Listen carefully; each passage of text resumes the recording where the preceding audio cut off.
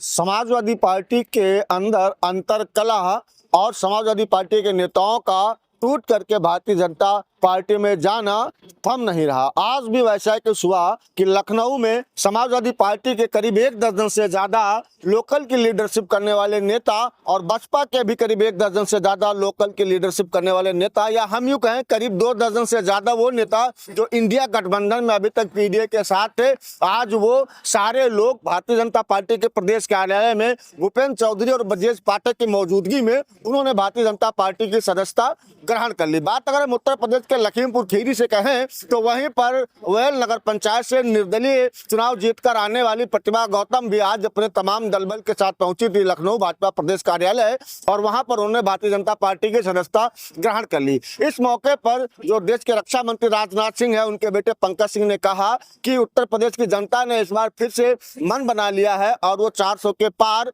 Bharatiya Janata party को सीटें देने जा रहे हैं और उत्तर प्रदेश में 80 की 80 सीटें भाजपा के खाते में जाने वाली। उन्होंने ये भी कहा कि इस बार उत्तर प्रदेश की जनता ने जो मन बनाया है वो इंडिया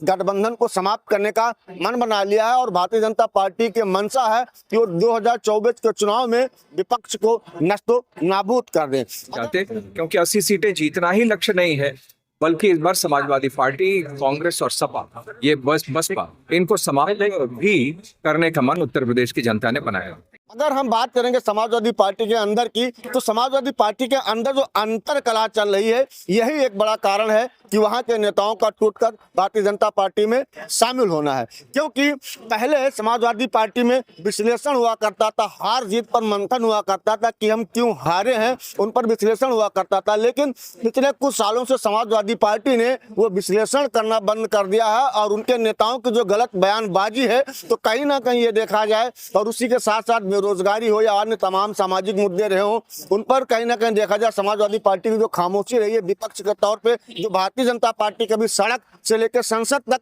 रहा करती थी, क्योंकि राम मनोहर लोहिया ने कहा था कि अगर संसद तुम्हारा है तो सड़क हमारी है। लेकिन समाजवादी पार्टी आज इस विचारधारा से हट करके पता नहीं कहां गुम हो गई है, तो ऐसे में लोगों के अंदर भी ये निराशा है। वही दूसरी बात अगर हम करें तो आजम खान के साथ जो भी हुआ उसको लेकर के कहीं ना कहीं देखा जाए मुसलमानों के अंदर भी इस बात को नाराजगी रही है, तो उनका भी इस बार मन कुछ खिन्न रहा है समाजवादी पार्टी से। तो कहीं ना कहीं देखा जाए 2024 का जो चुनाव है वो समाजवादी पार्टी के लिए एक बड़ी मुश्किलें खड़ी कर सकता है। अगर समाजवादी पार्टी ने टिकट बंटवारे में, जो अभी टिकट बंटवारे होने हैं, उन पर अगर गहनता से मंथन नहीं किया तो परिणाम जो है वो दुष्परिणाम में बदल सकते हैं। ऐसी और तमाम खबरों के लिए आप बने रहेगा हमारे साथ। कैमरा सहयोगी सरताज अंसारी के साथ यूपी खबर हिंदी के लिए मैं दीपक पंडित, लखनऊ।